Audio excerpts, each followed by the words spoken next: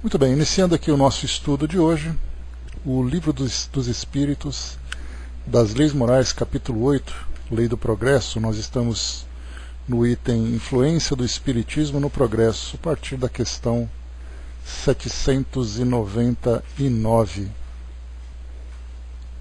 Muito bem, nós fizemos no nosso último encontro o estudo da questão número 798, em que Kardec perguntava aos espíritos se o espiritismo se tornará uma crença comum ou será apenas a de algumas pessoas, né? Nós tratamos, né, desse tema, principalmente começando aqui nesse nosso início, dizendo assim, né, que marcará uma nova era na história da humanidade porque pertence à natureza, e chegou o tempo em que deve tomar o seu lugar entre os conhecimentos humanos. Haverá, entretanto, grandes lutas a sustentar, mais contra os interesses do que contra a convicção, porque não se pode dissimular que há pessoas interessadas em combatê-lo, umas por amor próprio e outras por motivos puramente materiais.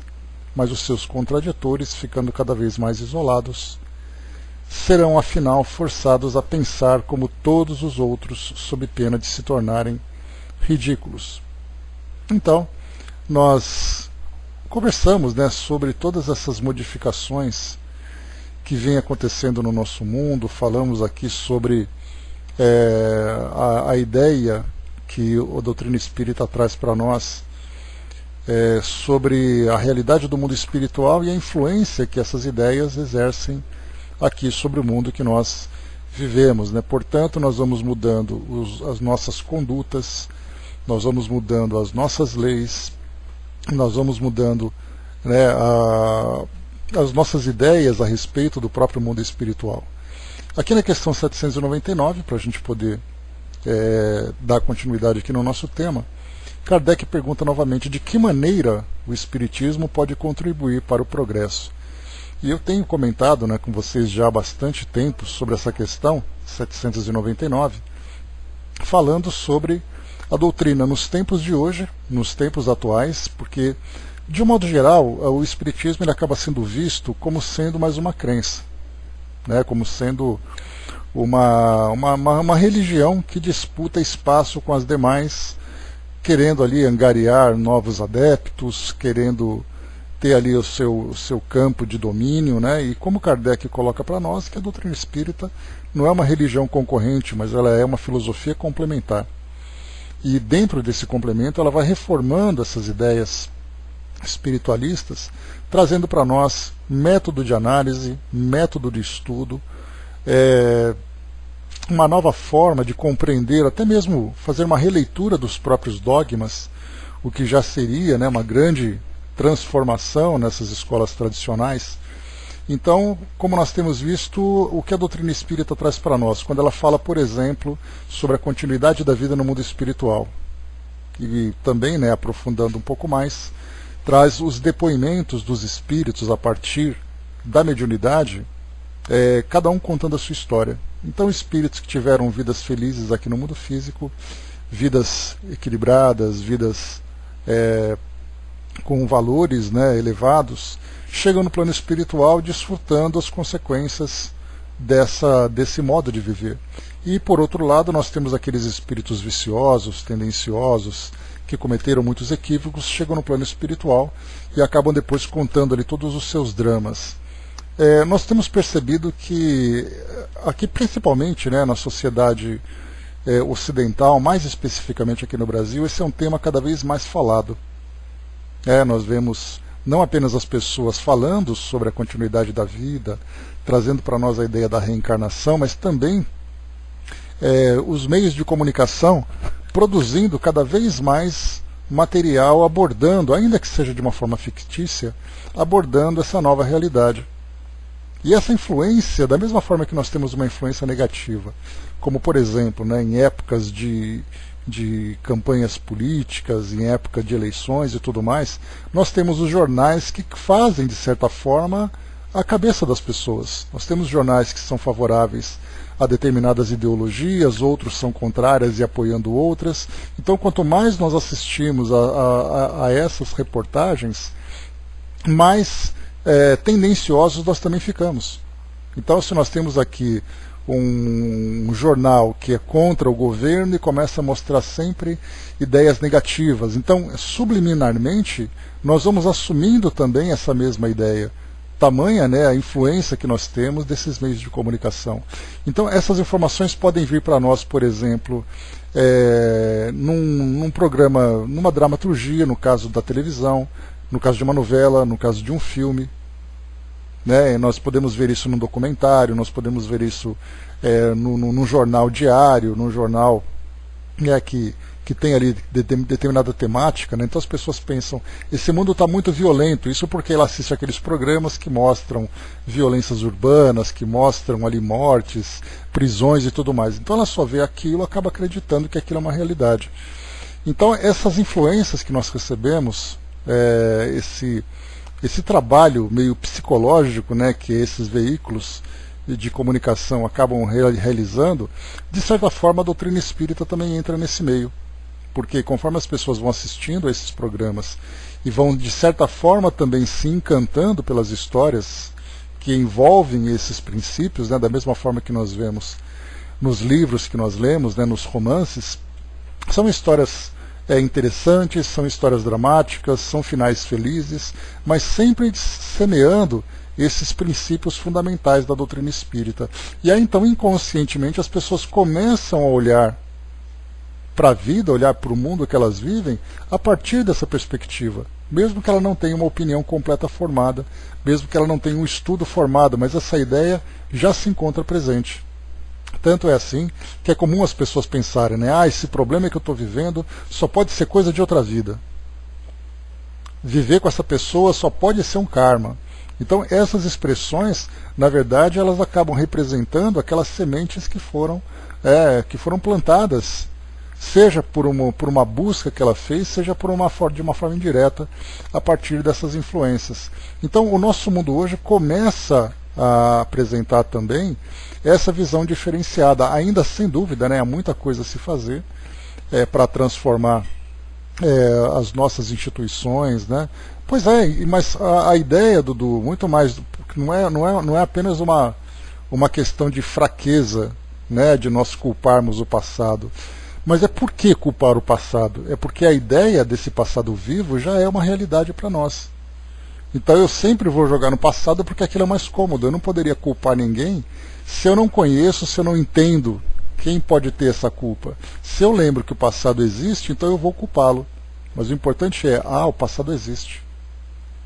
Então, quando a gente começa a observar a presença do espiritismo na nossa sociedade, trazendo, não de uma forma completa, porque as pessoas, a grande maioria, claro, não se interessa em conhecer o espiritismo, porque cada um busca ali a sua própria crença, busca a sua própria fé. Mas um elemento que o espiritismo fala, por exemplo, uma pessoa de outra religião que perde um ente querido, a primeira ideia que ela tem é exatamente isso, né? Será que ela se encontra viva? Será que eu consigo uma comunicação? Esse é uma das ideias, uma das sementes lançadas pelo Espiritismo. E aqui nesse caso, né, isso não é ser egoísta, é ser fraco, né, nós podemos dizer assim.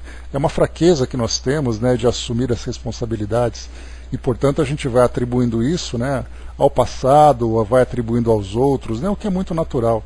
Que não deixa de ser egoísmo, né, mas não é aquele egoísmo do caráter da pessoa, é muito mais uma fraqueza do que o próprio egoísmo, né? Então aqui nessa questão, na 799, que Kardec pergunta de que maneira que o Espiritismo pode contribuir para o progresso, voltando então àquele raciocínio inicial, eu falava para vocês que eu já venho comentando há muito tempo isso. Então nós olhamos hoje para as nossas instituições, para os nossos governantes. Nós teríamos, sem dúvida nenhuma, governos muito diferentes se eles se baseassem nesses princípios fundamentais apresentados para nós pela doutrina, estudando e interpretando as leis naturais. Então nós falamos sobre as responsabilidades que nós temos, né, com as nossas ações, as responsabilidades que nós temos com o mundo que nós vivemos, as responsabilidades que nós temos na vida em comunidade. Então eu mudaria o meu comportamento porque eu não pensaria apenas nos meus interesses ou nos interesses do grupo, né, onde eu me encontro inserido, mas eu pensaria na minha responsabilidade pessoal. Então eu mudaria a minha atitude. Quando nós falamos em sociedade, nós buscaríamos, por exemplo, falando sobre os nossos governantes, nós buscaríamos representantes que se alinhassem com as nossas ideias. Quando nós buscássemos, por exemplo, os nossos legisladores, que também se afinizassem com as nossas ideias e criassem leis cada vez mais justas, cada vez mais adequadas a essa realidade do plano espiritual. Bom dia, Gilda. Então, quando os espíritos respondem a Kardec aqui para essa pergunta, que a maneira que o espiritismo pode contribuir para o progresso, destruindo o materialismo, que é uma das chagas da sociedade, ele faz os homens compreenderem onde está seu verdadeiro interesse. A vida futura não estando mais velada pela dúvida, o homem compreenderá melhor que pode assegurar o seu futuro através do presente, destruindo os preconceitos de seita, de casta, de cor. Ele ensina aos homens a grande solidariedade que os deve unir como irmãos. Então aqui, primeiro, destruindo o materialismo. A ideia que nós falamos do materialismo é pensar apenas nessa única existência e todo o nosso comportamento vai se basear nos prazeres imediatos, nas conquistas imediatas, sem pensar na conquista e na elevação do próprio espírito. Então ele vai pensar, eu tenho que fazer isso agora porque o agora é que me interessa. Não apenas na questão da infelicidade, né? Porque Kardec, na sua época, ele comentava que o grande problema que a doutrina espírita observava naquela sociedade era o materialismo e as consequências destrutivas do materialismo, por exemplo, no suicídio. Mas o materialismo também acontece na forma como nós nos instruímos, na forma como nós nos relacionamos, na forma como nós governamos, na forma como nós legislamos e julgamos as coisas. Então, cada comportamento nosso, sem ter a preocupação das consequências futuras, eu penso no agora e pronto. E é uma pergunta que eu até tinha feito para vocês há um tempo atrás, a respeito da nossa mudança de comportamento. Por que eu tenho que ser uma pessoa boa? Aí eu poderia dizer, por favor, justifiquem para mim, fazendo aquele papel do chamado advogado do diabo. Eu tenho que ser uma pessoa caridosa por quê? Por que razão? Só para fazer bonito para a sociedade? Porque talvez eu me sinta bem, mas a gente sabe que quando eu sou uma pessoa generosa, geralmente eu acabo sofrendo porque sempre tem aqueles que vão querer abusar dessa minha boa vontade. Então por que eu tenho que ser bom se ninguém é? Do nosso ponto de vista, nós sabemos que essa bondade, essa generosidade, ou seja, né, a vivência desses valores nobres, do amor ao próximo, do amor a si mesmo, né, isso representa a nossa transformação, não apenas uma transformação agora, porque nós sabemos que nós vamos nos desenvolvendo agora, temos ali depois oportunidades futuras que são consequências dessa que nós estamos vivendo, e a tendência é nós construirmos de fato essa felicidade que nós desejamos alcançar. Uma felicidade que não é imediata, pelo contrário, ela vai sendo construída, né, conforme nós vamos evoluindo espiritualmente. E essa mudança de atitude para nós, perguntarmos, por exemplo, por que ser caridoso? Aí quando nós começamos a entender sobre a vida futura, que já sai do materialismo, quando nós começamos a pensar na nossa realidade espiritual, que também sai do materialismo, aí eu encontro justificativa do porquê ser uma pessoa boa, porquê ser uma pessoa caridosa, generosa e com todas as demais virtudes. Quando Emmanuel trouxe para nós que fora da caridade não há salvação, já traz para nós essa interpretação. Salvação do que exatamente? Salvação do mundo? Quer dizer então que se eu me tornar uma pessoa boa, eu vou enriquecer? Eu vou ter uma vida mais confortável? Se eu for uma pessoa boa, significa que eu vou ter um bom emprego? Porque eu estou pensando de uma forma materialista. Cada ação minha, ela vai ter um cálculo para poder me trazer um resultado que me interessa. Então, assim, é um pensamento muito pequeno, é como se nós estivéssemos fechados dentro de uma pequena arena, como acontece, por exemplo, no estádio de futebol. Toda a nossa vida gira em torno daquele espaço físico. Então eu tenho que fazer alguma coisa ali. E nesse caso a gente lembra sempre, né, que num lugar fechado, onde não há nenhum tipo de expectativa além daquela realidade, a lei do mais forte acaba imperando. E é então a lei do mais forte, então não apenas fisicamente, mas a lei do mais forte moralmente também. Daquele que exerce aquela sua influência, aquele mais forte do poder. Então eu sempre vou pensar no momento que me interessa. Então é sempre de uma forma pragmática. O pragmatismo, né, uma filosofia que trata do nosso comportamento na vida social, fala exatamente isso, né? A minha atitude depende das circunstâncias que eu estou vivendo. Então ser pragmático é ser prático.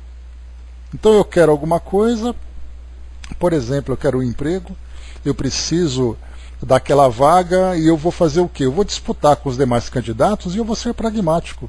Eu vou conversar, vou dar um sorriso diferente para a pessoa que está fazendo a seleção, eu vou ter que me preparar para poder arrumar aquele emprego, eu vou tentar sabotar ali o meu concorrente. Tudo isso é pragmático. É mais ou menos aquela ideia trazida ali, atribuída, né, aos pensadores ali do passado, né, que os fins justificam os meios. O meu meio é alcançar meu objetivo. Né, qual é o caminho que eu vou seguir? O caminho mais prático, o caminho mais fácil. E aí, nesse caso, né, fazendo uma correlação com o Evangelho, nós temos ali então que o caminho mais fácil é aquele da porta larga e não da porta estreita. Porque tudo para mim gira em torno daquele momento, daquela realidade. Essa é a ideia do materialismo. É o aqui e o agora, e aquele que está mais adaptado, aquele que é mais forte, sobrevive. Mas aí então, quando a doutrina espírita começa a trazer para a gente, né, lembrando que ela não é simplesmente uma filosofia, uma religião que desperta a fé das pessoas. Ela é uma filosofia que traz esclarecimento sobre uma realidade. A gente começa a olhar para fora daquele estádio.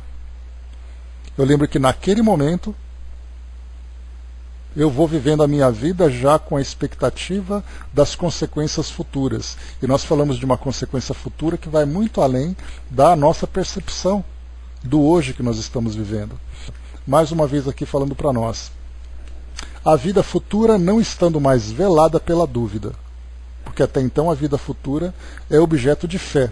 Porque assim todas as demais escolas religiosas da atualidade traz para nós aquela ideia baseada naquilo que está escrito, naquilo que alguém falou, até mesmo na nossa própria imaginação, imaginar esse futuro no plano espiritual. E nós vemos ali, né, pelo fato de ser um dogma e um objeto de fé, nós vemos ali as tantas diferenças que são mostradas para nós desse mundo espiritual. Como é o mundo espiritual para os católicos? Como é o mundo espiritual para os evangélicos? Como é o mundo espiritual para um judeu?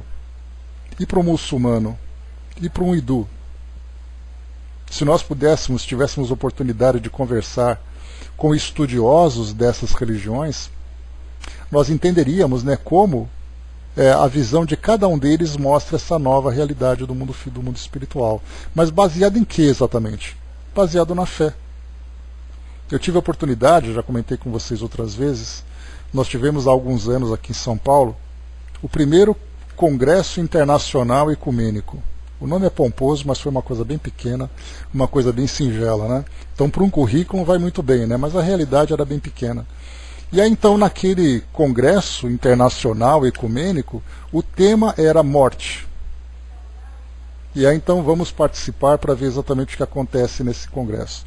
E aí então teve um expositor da Seishonoye, teve um expositor, um sheik muçulmano, teve ali um espírita, teve também ali um umbandista, e eu não me lembro quais eram as outras religiões, mas cada um trazendo ali uma visão diferente do que era a morte. E eu me lembro, né, o que mais marcou para mim foi exatamente esse sheik muçulmano. Era uma época, né, em que muitas notícias na televisão falavam sobre terrorismo, falavam sobre homens-bombas, né, falavam também sobre sobre o atentado que teve nos Estados Unidos, né? Então, na verdade, a grande curiosidade que a gente tinha é saber qual era a posição dele com relação aos homens-bomba, e não preocupado com o que o islamismo falava sobre a vida no mundo espiritual, né? Ou sobre a morte, por mais que ele tentasse, né? Aí a gente queria conversar com ele e tal, para perguntar como é que vocês pensam sobre homens-bomba? Isso faz parte da crença de vocês? Como é que é? Não. Aí ele foi claro, né? Na verdade ele estava assim, tentando se justificar, porque ele ficava um pouco na defensiva, porque ele percebia que as perguntas eram perguntas provocativas. E infelizmente era uma realidade naquele momento, né? Mas é interessante como cada religião via a morte, a partir até mesmo, né, do sepultamento, como acontecem os rituais, e depois falando sobre imaginar que existe o paraíso, imaginar que existe o inferno. Então cada religião traz ali a sua ideia. Mas qual exatamente a realidade do mundo espiritual? A doutrina ela traz para nós um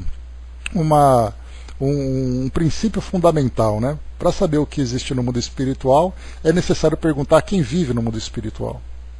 E não baseado na nossa interpretação aqui do mundo físico sobre o que acontece num ambiente em que nós não temos contato. Então perguntamos aos espíritos como é o mundo espiritual. Kardec ele teve esse cuidado na sua época. Bom dia, Carol. Teve esse cuidado na sua época de tratar das questões morais dos espíritos no plano espiritual, e não onde eles viviam, mas a questão é como eles viviam. Daí então, né, o aspecto moral dessa realidade do plano espiritual a partir da visão desses espíritos, cada um dentro do seu estágio evolutivo, cada um dentro das consequências daquilo que vai vivendo. E aí então nós começamos a perceber que para entender essa realidade, como é colocado para nós, o mundo espiritual, a vida futura, já não era mais vista com dúvida. Já era para nós uma realidade. E a partir dessa compreensão, então, pensando, eu vivo aqui no mundo físico. A minha vida aqui no mundo físico ela tem um prazo de validade. Terminando esse prazo de validade, eu continuo no plano espiritual. Vou para o plano espiritual, faço um planejamento de começar uma nova existência baseada naquela que eu vivia anteriormente.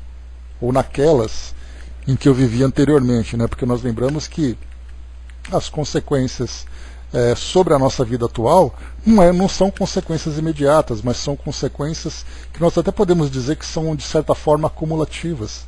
Bom dia, embaixador. Porque vai juntando de uma encarnação lá do passado, com essa outra, até chegar o momento em que a gente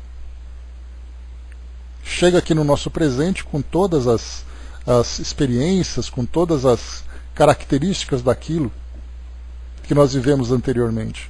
Então, eu tenho já essa convicção, que eu não sou um ser que vive apenas o momento presente, que vive apenas o agora, mas eu sou um ser que tem ali a oportunidade de recomeçar essa existência a partir das escolhas que eu fiz anteriormente. E aí então é colocado: o homem compreenderá melhor que pode assegurar seu futuro através do presente. Então essa segurança de nós planejarmos o nosso futuro a partir do presente faz com que nós mudemos o nosso comportamento se eu tiver convicção. Eu tenho certeza que no futuro eu continuarei vivo e continuarei vivendo novas experiências. Então eu já começo a planejar as minhas atitudes agora. Aí então aquela pergunta que eu fiz para vocês. Por que ser uma pessoa boa? Por que ser uma pessoa com virtudes? Exatamente porque são essas virtudes que vão me encaminhar para um futuro mais feliz. Inicialmente nós fazemos aquela troca, né? Eu faço isso para garantir o futuro. No momento em que esses valores se tornarem, forem de fato assimilados, forem de fato incorporados no meu modo de pensar, no meu modo de viver, aí então o futuro virá como uma consequência e não como um planejamento. Eu não estou agora agindo de uma forma nobre, esperando um futuro mais feliz. Eu vou agir do jeito que eu sou. E por consequência eu vou ser feliz. Nós não estamos nesse estágio ainda. A gente age muito mais fugindo do sofrimento do que planejando a felicidade de fato. Mas com o passar do tempo, nós naturalmente assimilaremos, né, esse modo de viver, e isso será algo natural para nós, como nós vemos no próprio depoimento, né, dos espíritos elevados que falam para nós, a partir do ponto de vista que eles têm, de algo absolutamente natural. Eles entendem a vida dessa forma. Por isso, então, nós temos aqui muito mais também dessas atitudes que nós vamos modificando, nós destruímos os preconceitos. Aqui ele fala sobre seita, casta, cor, né, que era ali a realidade daquela época. Mas hoje nós falamos, né, em condições sociais, nós falamos em modo de, nas ideias que as pessoas têm, no seu modo de pensar. Então nós vamos vendo as pessoas como iguais. Não importa se o indivíduo é mais inteligente ou ele tem ali mais ignorância, não importa se o indivíduo é mais rico ou ele é mais pobre, não importa se ele vive numa região ou noutra região, todos nós somos espíritos encarnados e não somos melhores do que ninguém. E essa forma melhor de ser, que nós imaginamos agora, é uma consequência da transformação moral dele, e não da posição em que ele se encontra nesse momento. Dudu colocou, né, mas as tendências aí sim desse pretérito não deixam eu fazer o melhor. Né? Pois é, mas o mecanismo é muito perfeito, né, Dudu? É que a gente tem uma dificuldade grande de entender como ele funciona na prática, porque às vezes ele traz algumas situações que para nós são intrigantes, né? São sofrimentos que a gente parecem que não se justificam. E por isso, né, como a gente já estudou outras vezes, é necessário que a gente conheça a história daquele espírito, conheça as suas necessidades, as suas dificuldades. Então, é uma série de elementos que vão sendo incorporados para mostrar do porquê dele viver daquela forma. Mas a gente conhece, pode não conhecer os detalhes, mas a gente conhece o mecanismo. A gente não sabe porquê, mas a gente sabe que é necessário. E aí então já vem a questão também, não apenas da fé, em que a justiça divina ela é justa, ela é perfeita, mas a convicção disso, ter certeza de que aquilo que acontece na vida de alguém é uma necessidade que ele tem, é uma consequência das escolhas que ele faz. E a gente sabe que essa justiça divina ela se manifesta também através de leis, no caso, por exemplo, lei de reencarnação, lei de causa e efeito. A gente chama de lei porque na verdade é um grande princípio, né?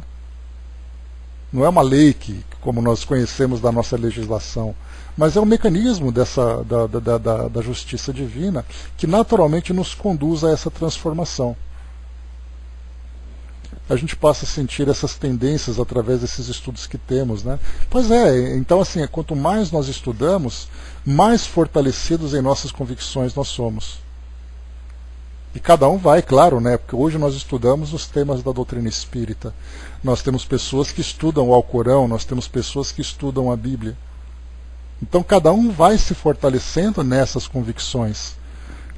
Só que por falta de informações, a fé acaba sendo o princípio fundamental. Para nós, na doutrina, a razão é o princípio fundamental, embora a fé esteja presente, porque existe muita coisa ainda que nós não compreendemos, da nossa perspectiva, no nosso grau de evolução. Mas a razão é necessária. Então a gente começa a questionar tudo. E esses questionamentos que vão fazendo com que nós nos fortaleçamos cada vez mais. E aí então, quando nós assumimos essa convicção, aí então as nossas atitudes vão se afinizando cada vez mais com elas. Vimos aqui então nessa questão de que forma que o Espiritismo pode contribuir para o progresso. É exatamente isso, né? Desse progresso que nós vimos, que é essa evolução. E quando nós falamos em progresso, voltando aqui no nosso capítulo principal, nós falamos sobre a civilização, falamos sobre o progresso da legislação humana, né? Que foi que nós comentamos também no nosso estudo anterior. As nossas leis vão se modificando conforme a nossa interpretação do mundo também vai se modificando. Quando nós olhamos ali para leis que privilegiam uns em detrimento dos outros, né, leis que são injustas ainda, muitas vezes leis bastante agressivas, pelo fato de nós termos ainda comportamentos agressivos, então a gente vai modificando a nossa visão do mundo e vai modificando também as nossas atitudes, o nosso comportamento, e as nossas leis também vão se transformando. A nossa sociedade vai se transformando. Essa é uma grande contribuição que a doutrina pode nos oferecer. Depois aqui embaixo na questão 800. Não é de temer que o Espiritismo não consiga vencer a indiferença dos homens e o seu apego às coisas materiais? Então, quer dizer, esse temor que nós sentimos, né?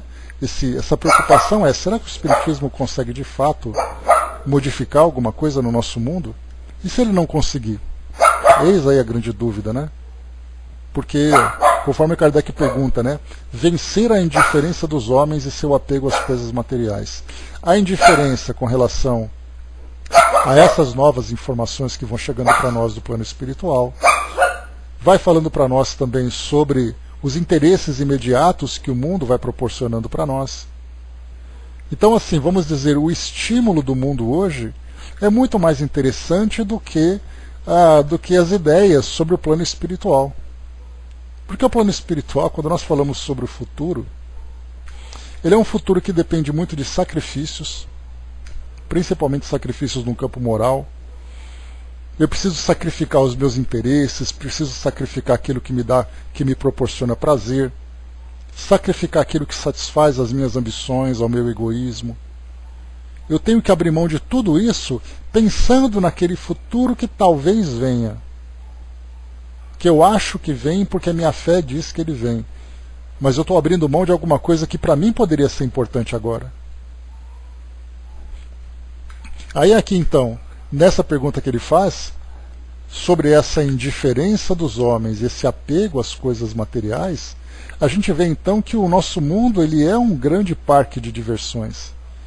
Então imaginemos, né? É aquela história assim, trazendo uma analogia bem simples. Uma criança nesse parque de diversões. A criança passando férias num lugar maravilhoso onde tem praia, onde tem brinquedos, onde tem ali amiguinhos para brincar, e você fala, vamos terminar suas férias porque você precisa voltar para a escola. Imagina a cara que a criança faz, como todo mundo pode imaginar, até porque nós já passamos por isso também. Pensar no fim das férias, pensar no fim daquela brincadeira toda, aquele mundo feliz que parece que nunca acaba, para a gente voltar para viver a realidade. O nosso mundo é assim, é um grande parque de diversões que traz para nós diversões, prazeres, que são bastante intensos. Mas não é mesmo, Flávio? Quem quer sair desse mundo de faz de conta que nós estamos vivendo? Porque as férias para nós, né, aquele momento de prazer, ele não é a realidade é o trabalho árduo para a nossa sustentação. Vive nessa férias constante aquele indivíduo que ganha muito dinheiro e não precisa trabalhar. Aí ele vai desfrutar ali aquele prazer que nunca acaba, mas é um prazer que tem um custo, porque ele banca esse custo. Agora, para aquele indivíduo que trabalha ali para poder se sustentar e ele faz uma viagem, ele sai de férias e tudo mais, aquilo é um momento em que ele está se distraindo, mas quando ele volta para a realidade, o relógio começa ali, né, o tempo começa a correr atrás dele e as responsabilidades começam também a pesar.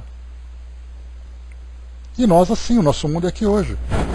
Então nós vivemos aqui, apesar da luta diária que nós temos, né, para a nossa sustentação, para a nossa existência como um todo, mas a gente não quer sair daquilo que para nós é prazeroso. E então a doutrina diz para nós assim, olha, para você ser um espírito feliz, você vai ter que alcançar uma felicidade do espírito, não a felicidade da matéria. E para você alcançar a felicidade do espírito, você tem que renunciar a tudo aquilo que o mundo te oferece em termos de prazeres, que são viciosos, que são egoístas, que são tóxicos. Você quer fazer isso? A gente não quer fazer. Então por isso Kardec pergunta se não é de temer que o Espiritismo não consiga vencer a força do mundo, como nós conhecemos. O Flávio coloca, quando eu era criança, queria prolongar férias, né, depois trabalhando, eu até pensava que as férias às vezes atrapalhavam, né, implacável. Pois é. Quando a gente começa a mudar a nossa visão, né, mas basta a gente perguntar da seguinte forma, Flávio, bom dia, abraço, para a gente poder facilitar o nosso raciocínio. Imagine um indivíduo que ele ganha na loteria. Ele trabalha, aquele trabalho difícil, aquele trabalho, né, cansativo, que ele não é feliz como um profissional e coisa e tal. Aí então ele ganha na loteria. qual é a atitude que ele tem? É continuar trabalhando? Ou ele para de trabalhar para desfrutar dos prazeres? A tendência natural é, não vejo a hora de parar de trabalhar. Claro, é a ideia que ele tem. Porque o trabalho para ele é sacrificante. E assim acontece com todo mundo. Quer dizer, o fato de, por exemplo, nós que nos envolvemos em tarefas voluntárias, o trabalho para nós é uma continuidade. Não importa se eu estou trabalhando, e na verdade, assim como a gente já até observa, né, quando o indivíduo que trabalha em trabalho voluntário, quando ele se aposenta, ele trabalha dobrado. Parece que ele fica mais sem tempo ainda. Ele se cansa mais ainda do que ele trabalhava anteriormente, só que agora ele faz uma coisa que ele gosta. Pois é, exatamente, André. Né? Só que a gente faz agora o que a gente gosta. Porque aí você escolhe aquilo que você pode fazer. E aquilo que você quer fazer de fato. Antes você trabalhava por obrigação, agora você trabalha por prazer. Mas é assim que acontece, né? Então, hoje, a esmagadora maioria simplesmente sumiria do ambiente de trabalho para viver uma vida prazerosa. E são poucos aqueles que trabalham porque gostam. E esses poucos, felizmente, né, esperamos que estar no meio desse grupo, é aquele que já compreendeu que somente através do trabalho, através do esforço é que nós progredimos. O Dudu colocou em cima, né, o futuro é o tempo, né, e o tempo se foi agora. Então pensar no que passou há pouco é relevar o que pensei, né, o que fiz, o que falei e refletir para, como diz Joana de Ângelo, né, diluir o ruim e deixar sobrar o melhor que existe em mim, pois sou centelha divina, né, o melhor está dentro de nós. É o que a gente vai aprendendo, exatamente aproveitando cada vez mais cada oportunidade que a gente tem. Enquanto a gente achar que trabalho é castigo, né, culpa de Adão, fica difícil, e é mesmo. Mas é uma consequência natural do nosso mundo hoje, né? O mundo que a gente vive, ele exige o esforço para a nossa sobrevivência. Se você não trabalha, você não sobrevive. Então, você tem que se virar para fazer alguma coisa para você ter a sua renda, para você manter ali as suas necessidades fundamentais. Porque se nós tivéssemos, né, como Adão que vivia no paraíso, comendo ali, né, naquele pomar eterno e tudo mais, ele ia trabalhar para quê? Estava tudo fácil. Só que para nós o trabalho é uma necessidade. Até porque como diz o ditado, né, a mente parada é a oficina do diabo. E assim, se nós não tivermos essa ocupação dolorosa, né, para fazer com que nós nos ocupemos, nos desenvolvamos intelectualmente, nos desenvolvamos moralmente pelas consequências das nossas ações, nós simplesmente não progredimos. Então estarmos aqui hoje para nós, infelizmente, é uma necessidade para nos empurrar para esse progresso. E aí então a gente vê que nos mundos superiores não existe sacrifício para os espíritos. Porque eles vivem simplesmente, né, uma rotina natural de atividade para todos eles. Mas porque eles já estão preparados para não viver na ociosidade, mas para viver sempre de uma forma produtiva. E nós ainda não sabemos ser produtivos, por isso então nós somos empurrados pelas necessidades. A culpa do Adão é por causa da expulsão do paraíso, né? Deverás ganhar o pão com o suor do teu rosto, né? Pois é. Lá ele vivia todo aquele prazer, né? Mas acabou abusando, então ele vai ter que sofrer as consequências disso. E aí então vem para o mundo para viver toda essa dificuldade que nós temos hoje, né? Aí materialmente também nós temos, né, algumas sociedades que já se encontram mais equilibradas, mas ainda assim o trabalho é necessário. Quando nós pensamos, né, que você vai, por exemplo, para um país nórdico, Dinamarca, Noruega, Suécia, Finlândia, né, onde existe ali, né, a maior taxa de qualidade de vida, né, do IDH, melhor ambiente para se viver, materialmente falando, é nesses países, mas para de trabalhar lá para você ver. Você vai virar mendigo. Mendigo a 20 graus abaixo de zero e passando fome. Então, mesmo nesses ambientes onde tudo parece confortável, tudo parece bem estruturado, o trabalho continua sendo ainda uma necessidade. Eles têm ali uma renda melhor, eles têm uma capacitação melhor, têm um ambiente melhor para se desenvolver, mas precisam continuar fazendo isso. O nosso mundo de provas e expiações é assim. Então, quando o Kardec pergunta aqui para nós, vamos lá aqui na questão 800, né? ver aqui.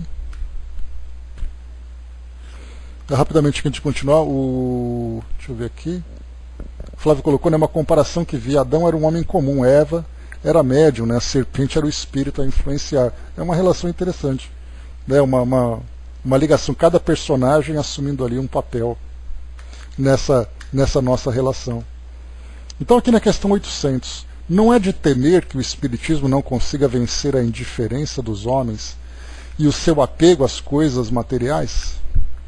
Porque se anteriormente Kardec perguntou de que forma que o espiritismo pode contribuir para o progresso, pode dessa forma destruindo o materialismo. Mas e se a nossa humanidade, a nossa sociedade planetária, a humanidade não se interessar pelo espiritismo?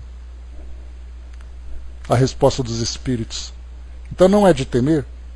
Seria conhecer bem pouco os homens, pensar que uma causa qualquer pudesse transformá-los como por encanto. As ideias se modificam pouco a pouco, com os indivíduos, e são necessárias gerações para que se apaguem completamente os traços dos velhos hábitos. A transformação, portanto, não pode operar-se a não ser com o tempo, gradualmente e pouco a pouco. Em cada geração, uma parte do véu se dissipa. O Espiritismo vem rasgá-lo de uma vez, mas mesmo que só tivesse o efeito de corrigir um homem de um só dos seus defeitos, isso seria um passo que ele a faria dar, né, que ele faria dar, e por isso um grande bem, porque esse primeiro passo lhe tornaria os outros mais fáceis. Então é um trabalho que é lento, é um trabalho que é progressivo, é um trabalho que vai atingir gerações, e se aquilo que nós aprendemos hoje com a doutrina, poderíamos dizer que somos espíritos que estamos em contato pela primeira vez com a doutrina espírita? É possível.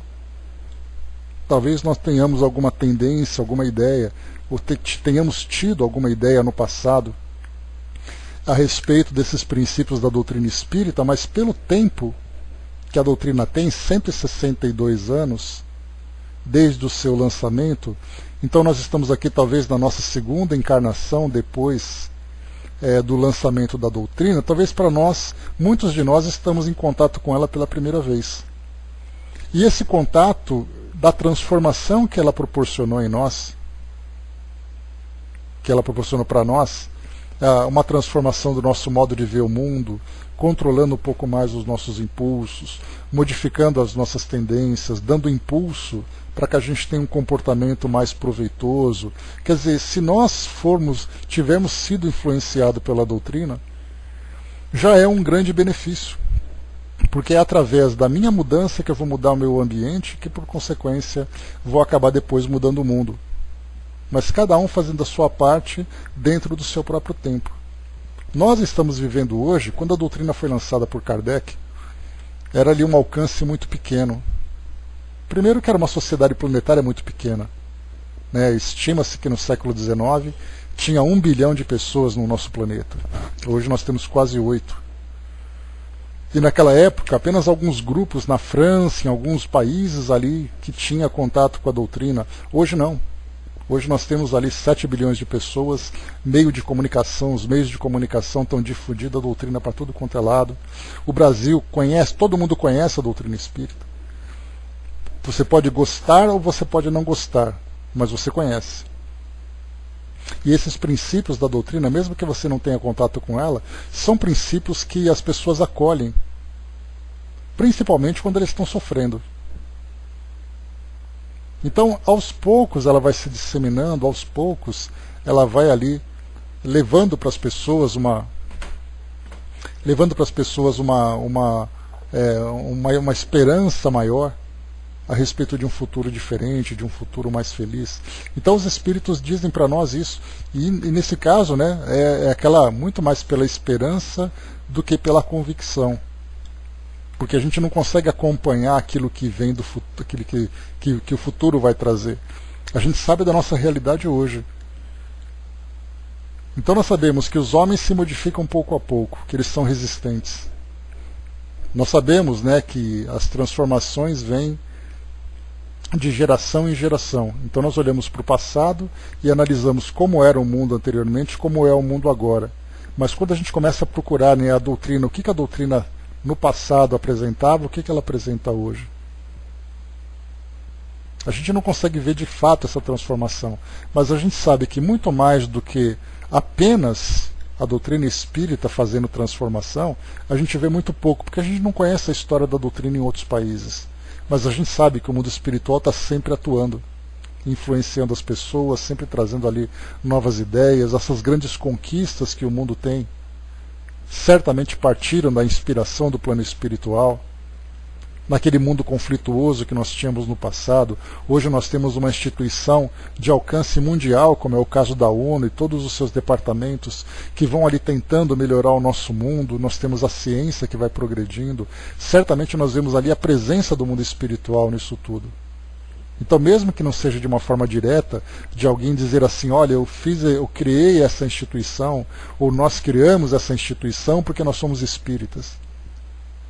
Mas pelo fato de terem criado, já é um resultado positivo. Então o nosso mundo vai se transformando cada vez mais. Então existe ainda muito a se fazer. E as pessoas faziam muito mais por uma motivação pessoal ou pela força das circunstâncias do que por aquilo que a doutrina espírita apresentou. Um exemplo que eu queria trazer para vocês é a escravidão aqui no Brasil, por exemplo. Ela não acabou porque as pessoas eram espíritas. Ela acabou porque aquele senso de justiça gritava mais alto. E esse senso de justiça são valores, né, de fraternidade entre os homens, que a doutrina espírita aborda muito bem, que os evangelhos abordam muito bem. Então, mesmo que a doutrina não venha de uma forma clara, os seus princípios vão sendo disseminados entre as pessoas através de uma linguagem apropriada à compreensão delas. Porque, do contrário, se nós imaginarmos que o espiritismo será o grande reformador, nós vamos imaginar que o planeta todo vai ser espírita. Nós sabemos que não é assim. Chegou aqui, né, Brás? Bom dia, Soja. Chegou aqui por volta de 1865, né, do Centro Espírita lá em Salvador que ele chegou, né? Então começou por lá. Então foi nessa época, Kardec inclusive, né, se correspondia, nós veremos isso na Revista Espírita, se correspondia com instituições espíritas, né? Então, não sei exatamente se eles tinham uma relação direta, mas nós lembramos que Kardec conversava com espíritas aqui, e nós tínhamos aqui espíritas bastante nobres, né? Dentre eles, né, Dom Pedro e outros grandes nomes, né? Então, eu não me lembro de ter lido nada nesse sentido, Brás, mas... E aqui então, seguindo, na questão 801, aí já começa assim, aquilo que eu tinha comentado com vocês há pouco, né, que a doutrina pode não ser conhecida por todos, mas os princípios da doutrina são cada vez mais difundidos e cada vez mais compreendidos pelas pessoas. Então, na questão 801, por que os espíritos não ensinaram desde todos os tempos o que ensinam hoje? Então nós vimos até, né, deixa eu lembrar aqui, deixa eu ver aqui, foi acho na questão aqui anterior. Deixa eu só pegar aqui para nós, no progresso aqui da legislação humana, que nós vimos isso, só procurar essa questão aqui. Deixa eu ver aqui.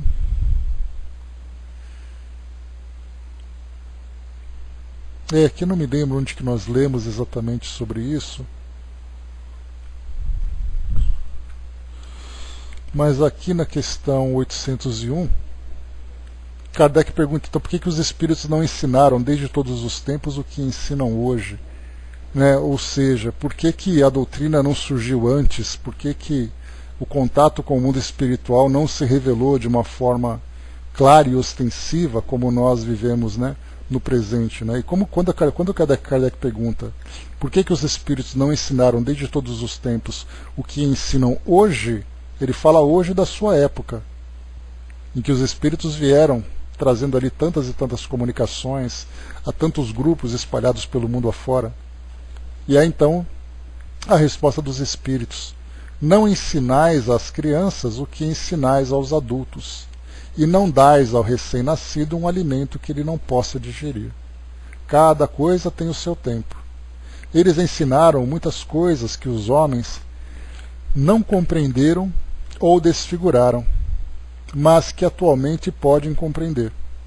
Pelo seu ensinamento, mesmo incompleto, preparam um terreno para receber a semente que vai agora frutificar. Então nós vimos aqui nessa resposta que eles ensinaram muitas coisas aos homens que os homens não compreenderam e desfiguraram. Aqui a gente fala, né, que já vimos até na questão lá na 625, 624, falando sobre os representantes do plano espiritual que reencarnaram entre nós, né, que eram filósofos, que eram homens espiritualizados, né, que trouxeram essas ideias, mas acabaram, infelizmente, transformando aqui essas religiões, fazendo com que elas atuassem à moda da casa. Então as religiões se tornaram muito mais terrenas do que espirituais, vamos dizer assim, porque nós acabamos fazendo com que elas fossem expressas através de ideias materiais, através de rituais, através de dogmas, de crenças nossas. E lembrando que as religiões, ela não é simplesmente um veículo de comunicação com o mundo espiritual, seja lá de que forma que o homem se comunique. Ela, na verdade, é uma escola do espírito. E como escola do espírito, ela deveria se basear nos princípios morais, que foi o que nós encontramos, né? Lembremos, por exemplo, que Jesus, quando ele veio até nós, nos seus evangelhos, tudo que ele ensinava dizia respeito à questão moral. Então ele falava sobre valores, falava sobre virtudes, né, tentava espiritualizar os homens e tudo mais. E aí então esses mesmos ensinamentos fundaram, né, aqueles que seguiam esses ensinamentos, fundaram instituições, criaram templos, criaram rituais, criaram hierarquia, e depois na Idade Média deu no que deu. Lembrando ali, né, da Inquisição, que foi ali aquele período das trevas, que foi toda aquela perseguição, e Jesus só trouxe ensinamentos morais. E os ensinamentos morais, que era ali a base, né, que eram a base dos seus ensinamentos, acabaram ficando em segundo plano, enquanto que os homens viviam ali aquela ideia do poder, a ideia do controle e da perseguição. Então, em todos os tempos os ensinamentos vêm sendo trazidos. Só que somente naquele período de Kardec que os espíritos começaram a trazer ali ensinamentos mais claros, mais objetivos, e ainda assim com bastante cuidado, porque nós imaginávamos assim nós imaginamos, né, que seria muito mais fácil se todos os espíritos começassem a se manifestar agora em todas as instituições. E isso faria com que a nossa sociedade entrasse num verdadeiro caos. Seria assim um pandemônio a nossa vida aqui, porque as pessoas temeriam aquilo que não conhecem. E de fato é assim. Por isso então deve vir de um modo homeopático, de um modo bastante sutil, gradualmente acompanhando a transformação dos homens, a transformação de suas ideias. Deixa eu ver aqui. O Brás colocou que foi o que o pastor da Assembleia de Deus falou, que Dom Pedro era amigo de Kardec. Nunca vi nada a respeito disso, Brás. Mas, né, vale a pena pesquisar para a gente tirar a prova, né? O Flávio colocou para nós, né, só para informar, né, o primeiro centro espírita do Brasil, grupo familiar de espiritismo, instalado em 17 de setembro de 1865, às... Que hora aqui exatamente? Aqui, o Flávio? Ali está 30:30, corrija para mim, por favor.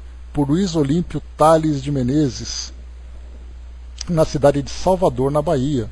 Então, ali, confirmando, né, às 3h30, né? Então, provavelmente às 15h30, talvez? Ou 15h30, né, melhor.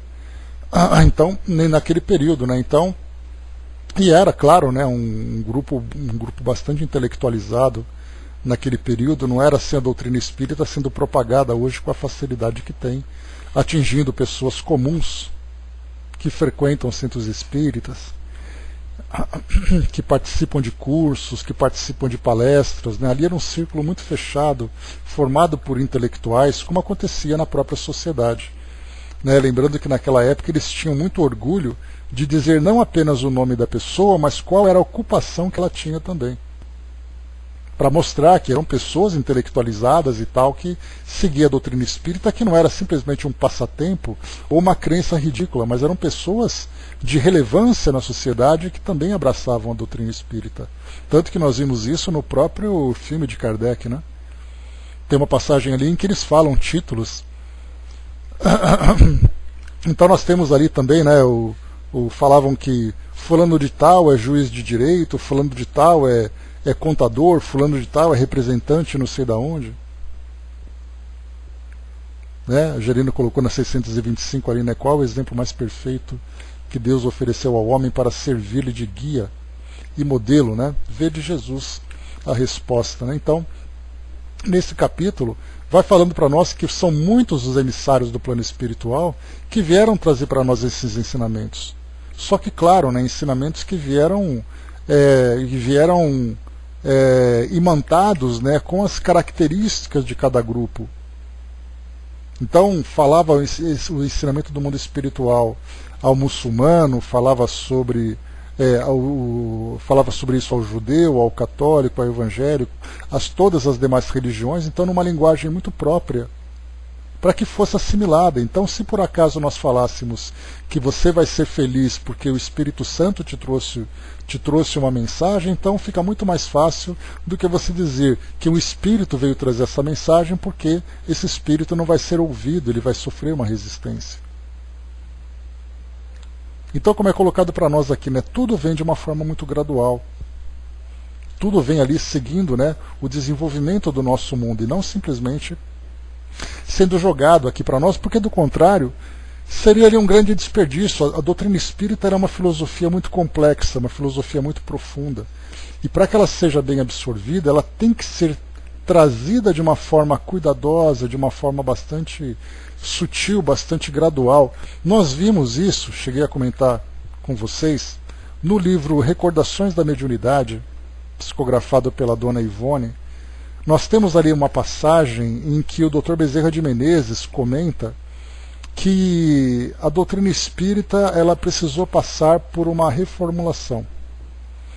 Não uma reformulação no seu conteúdo, mas uma reformulação no seu método. E ele comenta que pelo fato de ter passado por uma transformação significativa de ambiente, onde ela nasceu, para chegar aqui no Brasil, ela chegando aqui, ela encontrou uma comunidade muito diferente daquela que tinha na França. Era uma França pós-revolução, era uma França positivista, era uma França com princípios filosóficos muito sólidos a partir dos iluministas, era ali a ciência muito presente. Então, quando você falava com um determinado tipo de profundidade filosófica, era muito mais fácil de ser assimilada. Quando chegou aqui no Brasil, encontrou uma sociedade escravagista, que se foi ali um pouquinho antes de 1865. Ela foi fundada, né, o primeiro centro espírita em 65. Nós lembramos que somente 23 anos depois, que a escravidão acabou aqui no Brasil. Então era um país controlado por uma pequena, né, minoria intelectualizada, e da mesma forma também, mesmo com seu intelecto, era bastante, como é que eu vou dizer, era muito fechada, né, visando os seus próprios interesses, como se fossem ali pequenas oligarquias, né? Então eram pequenos grupos que controlavam toda a nação. E como era essa nação? Era uma nação miscigenada com índios, miscigenadas com europeus que vinham ali, que traziam valores, muitas vezes da pior espécie. Era uma sociedade miscigenada com negros que vieram da África. Então era uma sociedade agrícola, uma sociedade analfabeta, e isso acabou depois seguindo, né, por algumas décadas depois, em que nós tivemos ali uma educação bastante restrita para pequenos grupos, mas a massa da sociedade como um todo acabou também não assumindo, né, não tendo capacidade de entender, de compreender essa filosofia. E aí então, o que o Dr. Bezerra de Menezes comenta? Que houve a necessidade então de modificar a estratégia dos espíritos. em vez de trazer, por exemplo, para uma família comum o Livro dos Espíritos, você trazia ali um romance. Porque o romance era muito mais interessante. Por isso ele comenta, né, que foi necessário romancear os ensinamentos da doutrina. Então, quando a doutrina espírita mudou de ambiente, saiu de um ambiente muito mais filosófico e científico e chegou aqui no Brasil encontrando uma sociedade religiosa com uma fraca formação intelectual. Então, foi necessário trazer para nós aqui uma forma diferente de disseminar esses ensinamentos. Então não adiantava chegar aqui no Brasil e começar a distribuir o Livro dos Espíritos, começar a distribuir o Evangelho segundo o Espiritismo, a Gênese. Foi necessário distribuir aqui romances, histórias, né, que conforme lembra a Dona Ivone, são histórias reais de espíritos que viveram, e eles vieram contando as suas histórias, trazendo no meio dessas histórias ali elementos relacionados com esses princípios da doutrina. Falando sobre reencarnação, né, falando sobre a vida no mundo espiritual, sobre a comunicação, influências espirituais. E ainda encontrou essa resistência, né, religiosa e de certa forma política, porque a igreja também influenciava politicamente, então acabou trazendo essas restrições. Mas essas barreiras foram quebradas e hoje nós estamos onde estamos.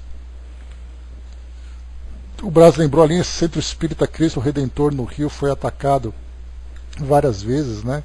Então no início aqui a doutrina espírita também encontrou resistência, né, muito fortes aqui. O Flávio lembrou da citação aqui, né? Veja a citação de Dom Pedro II. É nesse contexto que no dia 6 de setembro de 1881 teve lugar o primeiro Congresso Espírita no Brasil, promovido pela Sociedade Acadêmica. No mesmo dia, uma comissão de espíritas foi recebida pelo imperador Dom Pedro II do Brasil, a quem entregou em mãos um documento com minuciosa exposição dos fatos e o pedido de que se fizesse justiça. O imperador, na ocasião, também teria afirmado, né, eu não consinto em perseguição. Né, então, está ali o ensinamento. Né. Deixa eu ver aqui, né, o embaixador aqui lembrando, né, da preferência, né, pelos governantes do Brasil. Isso aí. Deixa eu ver aqui. E aqui, continuando para nós, só para a gente finalizar.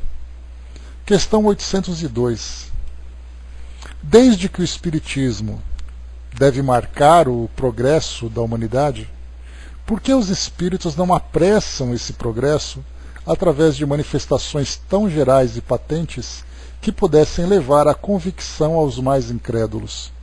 Né, eu já comentei com vocês isso também, né, da necessidade das coisas virem de forma calma, de forma gradual, né, senão traria o caos aqui para a nossa sociedade. E diz aqui a resposta dos espíritos: desejaríeis milagres, mas Deus as semeia a mancheias nos vossos passos e tendes ainda homens que os negam.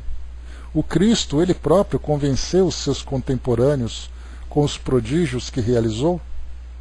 Não vedes ainda hoje os homens negarem os fatos mais patentes que se passam aos seus olhos? Não tendes os que não acreditaram, mesmo quando vissem? Não é por meio de prodígios que Deus conduzirá os homens. Na sua bondade, Ele quer deixar-lhes o mérito de se convencerem através da razão. Então, esse conhecimento vem de uma forma gradual, vem de uma forma minuciosa, né? Mas sabe o que acontece, Brás? São perguntas pertinentes que ele faz, porque ele estando no meio e ele vendo as coisas tão claras, tão óbvias, ele se perguntava, né, por que a gente não vê isso acontecendo o tempo todo? E aí então, porque ele queria convencer as pessoas, né? Então a própria doutrina trouxe isso no começo, através daquelas mesas, através daqueles fenômenos mais ostensivos, né? Aqui no Brasil nós vimos também que teve algumas tentativas, né, como no caso de cirurgias espirituais e outros fenômenos, né, que nós já estudamos, e ainda assim as pessoas negam. Mesmo que os fenômenos sejam reais, para elas vão afirmar que isso é coisa do diabo, e não que isso é coisa do plano espiritual.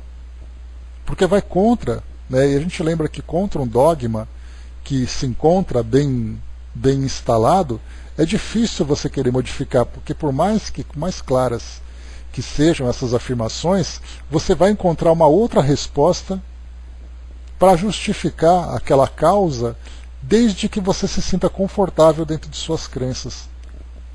É algo muito difícil da gente poder observar, né? Mas como Kardec coloca, como os espíritos colocam para Kardec, as mudanças vão acontecendo. A doutrina ela vai crescendo cada vez mais, embora seja um crescimento ainda tímido, né? Gostaríamos que metade da população do nosso país fosse espírita, mas não é. Mas o detalhe é que, embora professem crenças diferentes, e nós vemos isso no nosso trabalho, né? Quando nós fazemos divulgação pelos meios virtuais, quando nós fazemos atendimentos às pessoas, nós vemos que pessoas das mais variadas crenças buscam a interpretação que a doutrina espírita oferece sobre várias situações que nós temos aqui no nosso mundo hoje. E isso já é algo positivo. Embora nós não tenhamos espíritas, nós temos pessoas que se interessam pelos temas estudados pelo Espiritismo. Então os próprios seguidores, né, os próprios adeptos dessas religiões também vão mostrando um pensamento mais aberto, vão mostrando ali uma curiosidade além daquilo, né, que as suas crenças acabam, ou que as suas instituições vão ali respondendo. Então, assim, aos poucos a ideia vai se modificando e é colocado em prática exatamente isso, a doutrina espírita, como sendo o futuro das religiões, e não a religião do futuro. Porque se nós pensarmos que ela vai ser religião do futuro, como conversamos sobre isso, a ideia sobre isso é que todas as religiões vão desaparecer. E vai ficar apenas ali a doutrina espírita. E não é assim. Nós veremos, por exemplo, essa questão da comunicação com o mundo espiritual cada vez mais aceito pelas pessoas. E aí, então, essa aceitação significa que ela está vivendo a religião dela, trazendo novos elementos. Então são ali crenças híbridas, vamos dizer assim, né? Misturando aquilo que existe com outra coisa que já existe. E essa mistura vai ampliando cada vez mais essa visão. Deixa eu ver aqui.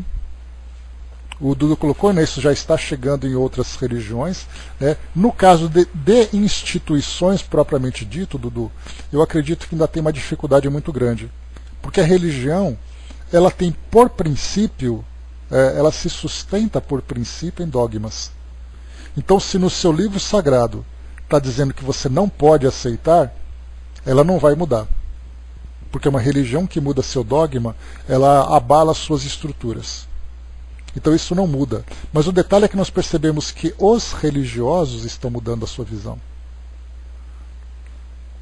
Então esse é o detalhe. Então naturalmente as pessoas seguem ele naquele mesmo caminho, elas continuam cumprindo os seus rituais, né? Pois é, mas elas não mudam, né? Por isso que foi colocado para nós aqui em cima pelos espíritos. Deixa eu pegar aqui de novo a questão.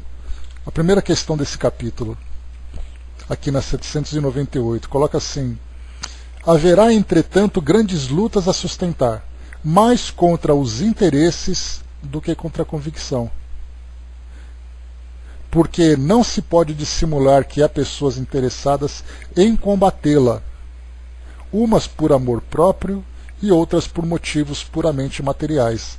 Essas por amor próprio, nessas instituições, imaginemos, por exemplo, um concílio no Vaticano mudando alguns princípios fundamentais daquela igreja, daquela instituição. Não vai mudar. Porque isso seria reconhecer que eles estavam errados. Por isso que já fala aqui sobre amor próprio. Mas quando uma instituição diz assim humildemente, olha, nós não percebíamos dessa forma e agora nós precisamos modificar, é muito diferente do que você dizer assim, eu estava errado e tudo que vocês acreditavam era uma mentira.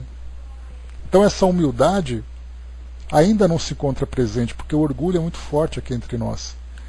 Mas então a instituição não muda, mas os seguidores vão buscando novos complementos, não vão mudando necessariamente buscando novas religiões, buscam complementos. eu acredito naquilo tudo, eu gosto daquilo tudo, vou continuar naquilo tudo, mas eu aceito novas ideias porque aquela ideia me conforta, aquela ideia traz uma resposta para minhas dúvidas. E isso já é uma mudança significativa, né? O Flávio colocou lá em cima, né? Eu me lembro do início do trabalho virtual, nós sofremos muitos ataques quando estávamos no IRC, né? Pois é.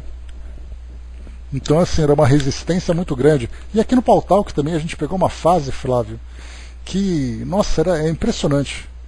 Como, quando as salas espíritas, assim, se encontravam ativas, né? Quantas pessoas, assim, aqui no Brasil, vinham até as nossas salas para ofender, para poder trazer ali suas opiniões e tudo mais. Hoje não. Hoje já é algo absolutamente controlado. Tinha um canal que parecia que tinha dia, né, que parecia que saíam todos de lá e vinham para a sala do canal do Espiritismo, né? E eram coordenados, né, atacavam ao mesmo tempo, né, no Brasirc e no Brasnet, né? Pois é. Mas aí acabou essa fase, né? Ou eles deixaram também de frequentar esses ambientes, né? O Braço colocou, deixa eu ver. Eu estou temendo que os últimos acontecimentos no Brasil venham abalar fortemente o nosso cristianismo em todas as correntes, né? É aquela luta, né, Brás? A gente percebe que as questões ideológicas aqui no Brasil, tanto de um lado como para outro, acabam indo além dessas questões do cristianismo, né? Como, por exemplo, a fraternidade entre os homens. Então, assim, né, entre eu e meu semelhante, eu vou separar aqueles que pensam como eu e vou atacar aqueles que pensam o contrário. Então, essa fase que a gente viveu, Brás, e como eu coloco sempre, né, nós fomos e estamos sendo testemunhas, e muitas vezes até colaboradores, né, mas a gente devia deixar essa última atitude, né, acabar com essa última atitude, mas a gente tem sido testemunha de uma fase extremamente delicada, em que nós vemos o materialismo, e isso é o caso que a gente vê aqui, muito mais forte do que o espiritualismo. E esse materialismo vem exatamente defendendo ideologias, defendendo interesses, as pessoas se atacando, as pessoas se ofendendo, e essa é uma visão meramente materialista. Vale muito mais, então, assim, eu defender o meu orgulho naquele momento para dizer que o meu jeito de viver, o meu modo de pensar é o correto, do que aceitar que o outro tem direito de pensar diferente. Essa é uma ideia materialista. E não apenas com relação a questões políticas. Nós temos aí nessa questão do gênero, né, também pessoas ali, exato, né, e essas guerras de classes sociais, nesse ambiente em que a comunicação se tornou muito mais fácil, parece que ficou muito mais fácil entrar em guerra do que no passado, porque no passado você brigava com o vizinho. Hoje você briga com o indivíduo que está do outro lado do mundo, né? Então, esse é o momento que a gente está vivendo. Então a gente vem vivendo um momento de ideologias pelo mundo todo, a comunicação instantânea entre o mundo todo facilitando esse conflito entre eles, e as pessoas pensam, o que será que a gente olha, né? O que será que elas pensam com relação ao futuro espiritual? Principalmente porque a esmagadora maioria desses grupos é formada por pessoas religiosas. Você vai, por exemplo, em alguém nos Estados Unidos, você vai na Europa, você vai lá na Ásia, são pessoas que têm religião. E ainda assim elas estão em conflito entre si, cada uma defendendo uma ideia. Então a gente vê que a religião, nesse caso, ela é muito mais protocolar, é muito mais por educação do que por princípio. Então nós estamos vivendo assim uma fase que ainda deve demorar um pouco, não é algo que vai mudar de uma hora para outra, não. Dudu lembrou lá em cima que o Papa Francisco mostra hoje coisas que parecem estar no Espiritismo, né? Pelo menos com relação a essa parte moral, né? Fala bastante, né? Me recordo de uma frase que eu cheguei até a comentar com vocês, a respeito de mães solteiras, né? Então era ali um artigo, né? Um comentário que foi feito na época, e o Papa Francisco dizia assim: não existem mães solteiras, existem mães. Então não existe mãe casada, não existe mãe solteira, não existe mãe jovem, mãe é mãe. Então é um comentário sutil, mas que desperta em nós um sentimento de fraternidade muito grande. Ou então, né, quando um garoto chorando para o Papa Francisco, isso virou notícia também, o cachorro dele morreu, e aí o Papa disse para ele, não se preocupa porque seu cachorrinho está no céu. Ou então um homossexual que também virou, semana passada virou notícia, que um homossexual foi conversar com o Papa Francisco e falou, não se preocupa que Deus te ama do jeito que você é. Então, assim, são comentários que vão exatamente ao encontro dos ensinamentos do Evangelho. Então nós vemos assim que muito mais importante do que nós pensarmos sobre a vida no mundo espiritual, sobre mediunidade, sobre reencarnação, é nós pensarmos no ensinamento do Evangelho. Depois as pessoas se preocupam com isso. Mas enquanto elas não estiverem convictas de que fazer o bem é estar de acordo com a lei natural de Deus, você pode ensinar para ela a reencarnação que ela não vai aproveitar nada sobre isso. É importante nós, primeiro, tocarmos o coração das pessoas, depois mexer com o seu intelecto. Carol coloca lá em cima para nós, quando na verdade isso deveria facilitar que se entendam, né? Tenho amigos no mundo todo, né? Muçulmanos, asiáticos, e a troca é maravilhosa, né? Então são pessoas que vivem de fato essa religiosidade, né, Carol? E não simplesmente usar essa tecnologia toda para criar esse inferno todo. Dudu colocou, né? Não é à toa que temos uma mentora na sala virtual trazendo boas mensagens, né?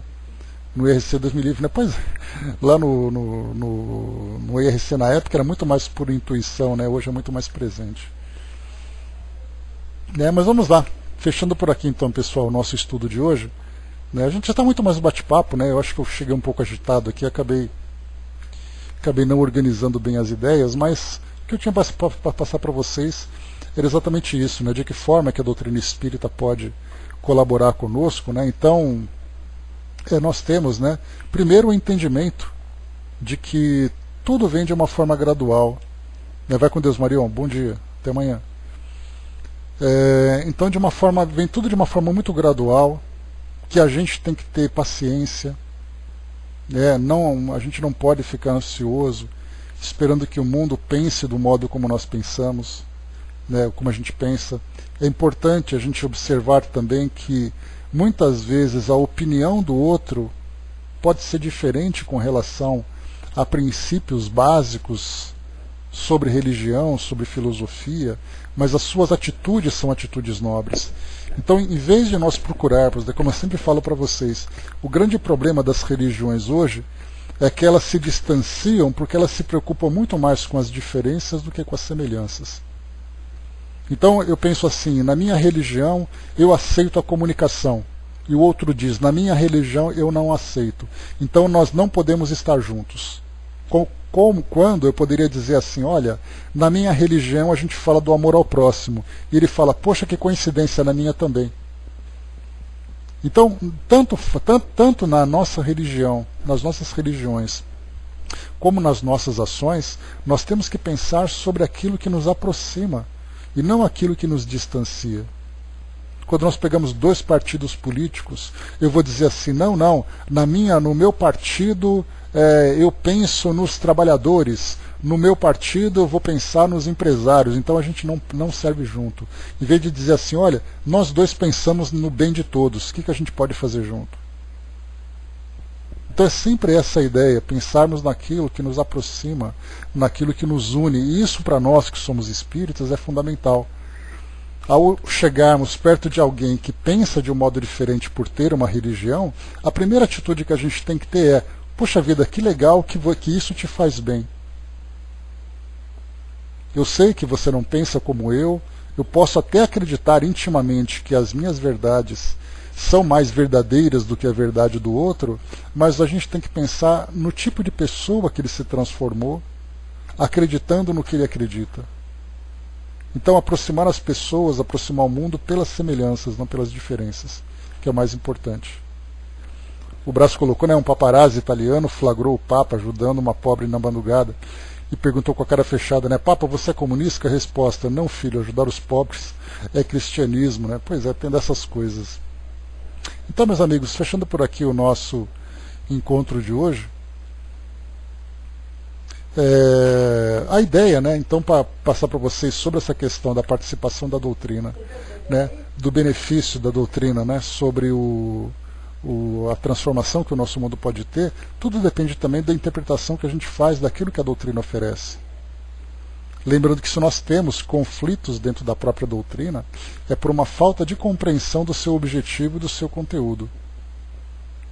Então, quando nós olhamos para uma mesa e colocamos dois livros, o Evangelho segundo o Espiritismo e o Livro dos Espíritos, prestemos bastante atenção no Evangelho segundo o Espiritismo. Por mais apaixonante que seja ter ali o Evangelho, o Livro dos Espíritos próximos a nós, com todas as suas respostas, nos preocupamos principalmente com o Evangelho, porque é ele que vai fazer a grande diferença para nós. Então é isso, meus amigos, encerrando por aqui o nosso encontro de hoje. Na próxima semana, o nosso tema de estudo será o capítulo 9, Lei de Igualdade. Falaremos aqui, deixa eu pegar rapidinho. Falaremos aqui no primeiro item, igualdade natural, desigualdade de aptidões, desigualdades sociais, provas da riqueza e da miséria, igualdade de direitos do homem e da mulher, igualdade perante o túmulo.